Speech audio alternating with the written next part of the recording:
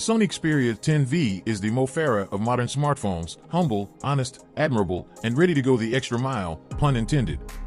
Sony found a great budget niche in 2019 and filled it with the equally great Xperia 10.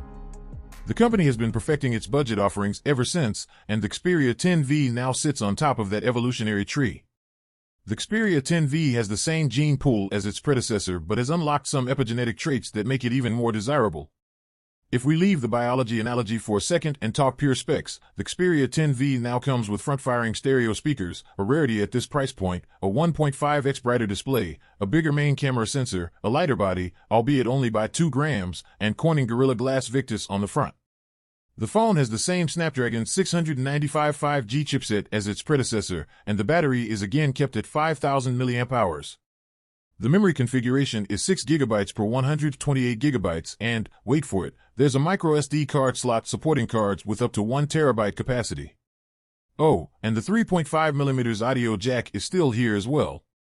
Thanks, Sony. Aesthetically, the phone looks and feels the same as its predecessor. The body is plastic, but it doesn't feel cheap, and the back doesn't bend or creak when pushed down. The 21:9 6.1-inch screen takes up the front, but now it sits under a slab of Gorilla Glass Victus, which is nice to have. There's a side-mounted fingerprint reader/power button, a volume rocker, and the typical pill-shaped camera bump on the back. The available colors are black, white, sage green, and lavender. The 1-inch OLED display of the Xperia 10V is very bright. I was able to achieve 972 nits in Max Auto, a score rivaling many flagships out there. The resolution is FHD+, 1080 by 2520 pixels, and it's a 21:9 aspect ratio screen without interruptions such as notches and cutouts.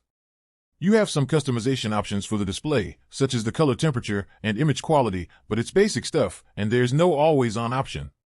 Out of the box, the display is fairly well calibrated for its class, but the glaring omission is the lack of a high display refresh rate. It's capped at 60 Hz.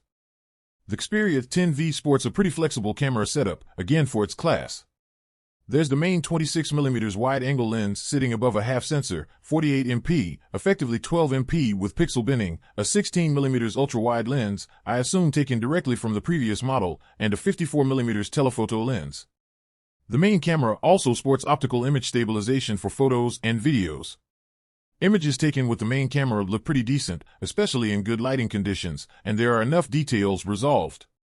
One thing to notice is that the Xperia 10V has a tendency to overexpose the shots just a tad, resulting in softer and somewhat warmer pictures. The telephoto camera has a focal length equivalent of 54mm, and that's great if you want to frame a closer shot but can't physically move close enough. The quality is good, and the tonality of the images is very similar to that of the main camera. Again, there's a slight tendency to overexpose the shots. I discovered that if you just snap the photo and skip tapping the screen to focus, you get better results. The ultra-wide camera is more of the same, nothing spectacular, but again, very close to the other two in quality, details resolved, and tonality. This camera produces shots with balanced exposure, and while it probably won't win you any photography awards, it's a solid performer. It's difficult to tell whether or not the new, bigger image sensor performs better than the one in the previous model in low-light conditions. There's a night mode present on the Xperia 10V, and it works pretty much as expected, stacking images with different exposures to produce a highly detailed HDR night shot. You can turn it on, off, or leave this mode on auto. I found that low-light images look better with the mode turned on, albeit not very natural.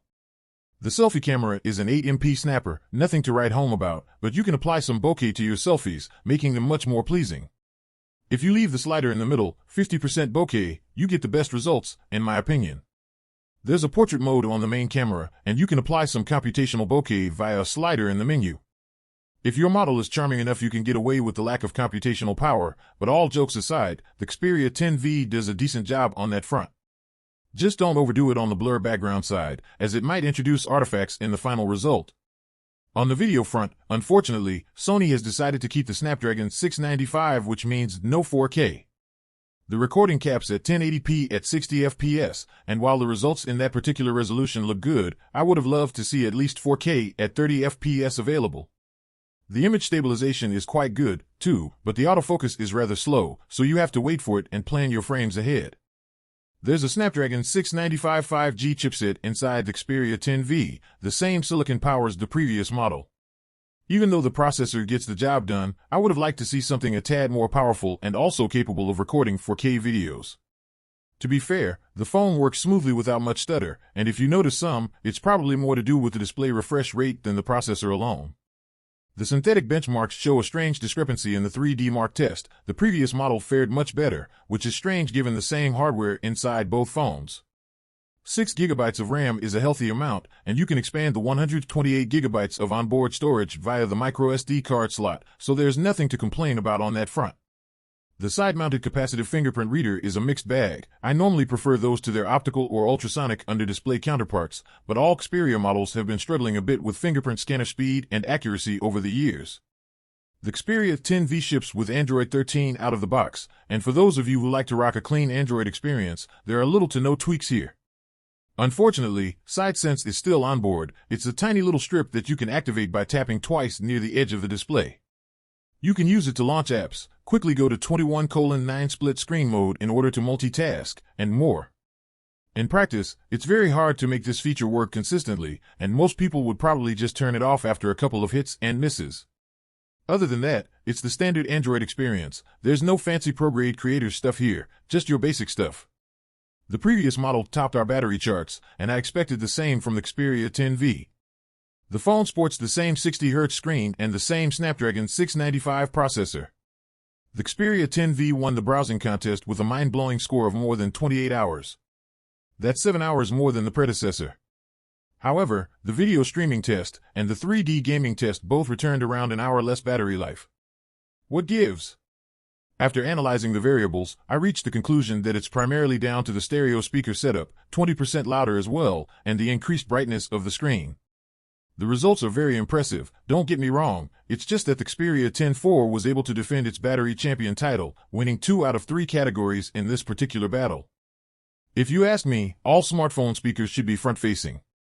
Not only would this cure any imbalance between the left and right loudspeakers, but it would also result in a much more immersive multimedia experience, and front-facing speakers are much harder to accidentally cover and mute. The Xperia 10V stereo setup sounds really good, loud and defined, but without distortion at max volume. What's even more impressive is that the phone comes with a 3.5mm audio jack, so you can plug in your favorite audiophile headphones, or you can use the LDAC support to get better audio quality wirelessly. The Xperia 10V is a great budget phone. It perfects an already great formula, adding stereo speakers, a brighter display, a slightly better main camera, and keeping the same stunning battery life in a very compact and lightweight package. There are some omissions worth pointing out, though. The 60Hz display refresh rate is a thing of the past, even on budget phones. The side-mounted fingerprint reader could use some R&D work, and the price tag is pushing things a bit. The Snapdragon 695 is getting old now, and the lack of 4K video recording and streaming is another blow to the Xperia 10V. But overall, if you like the Xperia aesthetics and the 21:9 screen, don't care about refresh rates, and you need a Mo Farah rather than a Usain Bolt, this phone is a great option. What do you think about this phone? Tell us down in the comments section. Be sure to subscribe and hit the notifications bell. Thank you for watching.